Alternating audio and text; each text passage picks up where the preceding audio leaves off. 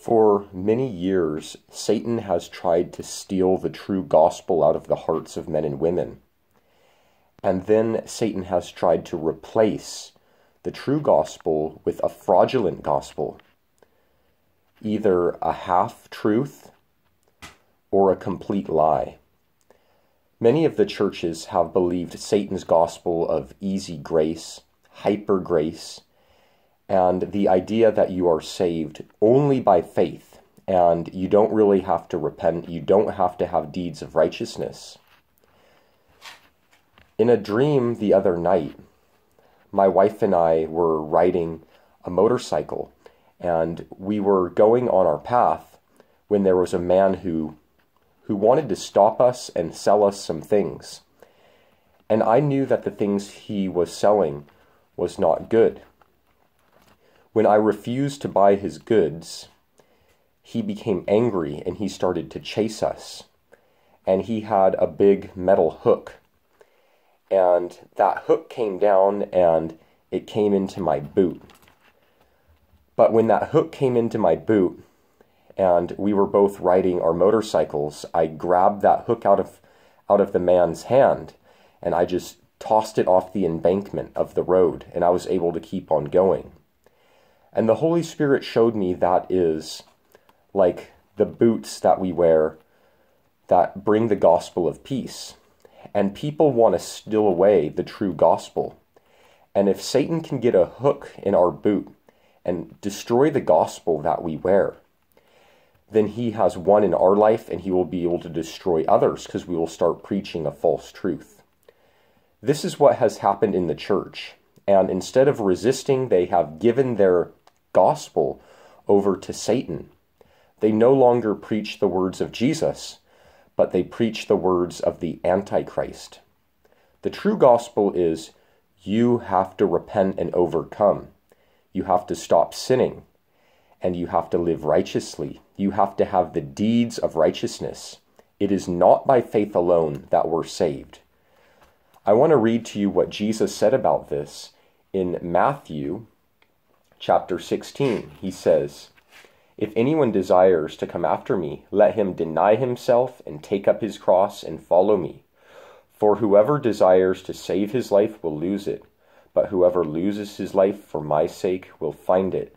For what profit is it to a man if he gains the whole world and loses his own soul? Or what will a man give in exchange for his soul?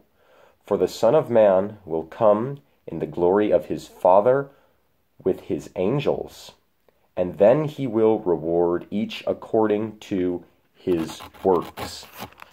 Again, Jesus says the same thing in Revelation chapter 22, verse 12 and 13. "And behold, I am coming quickly, and my reward is with me, to give to everyone according to his work." We know that men have good works and evil works. Good works can only be done when we receive the Holy Spirit. No one is good but God alone. But when we receive Jesus Christ and his Spirit into our heart, then he changes us, he purifies us from all unrighteousness, and we have the works of righteousness because his Spirit of truth is in us. But to those that think that what is going to be rewarded by God is only heaven to those who believe like them, because they have simply just put their faith in God but don't have the works of righteousness, I urge you to consider the words of the Apostle Paul in Romans chapter 2. This is what the Apostle Paul wrote about what God will do on Judgment Day. That God will render to each one according to his deeds eternal life to those who by patient, continuous in doing good, seek for glory, honor, and immortality.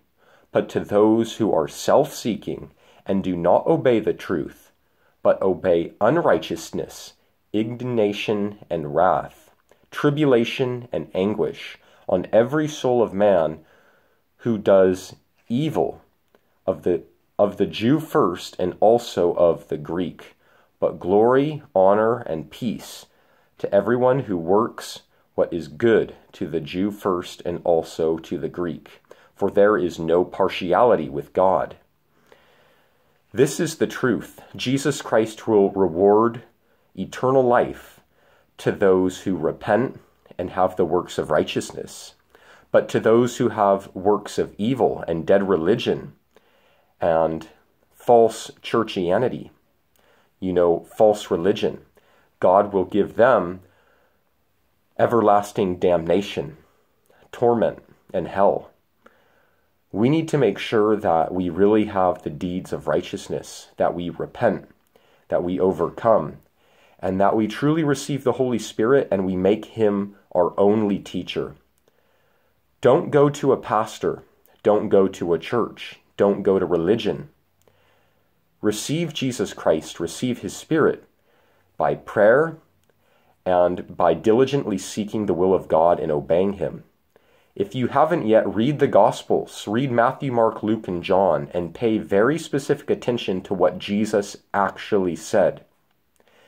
Then be diligent to obey his words. Those are the words of life, not the false teachings in church, not the hypocritical Christians or the lying pastors. Obey the words of Jesus and you will have life, but reject him and you will die.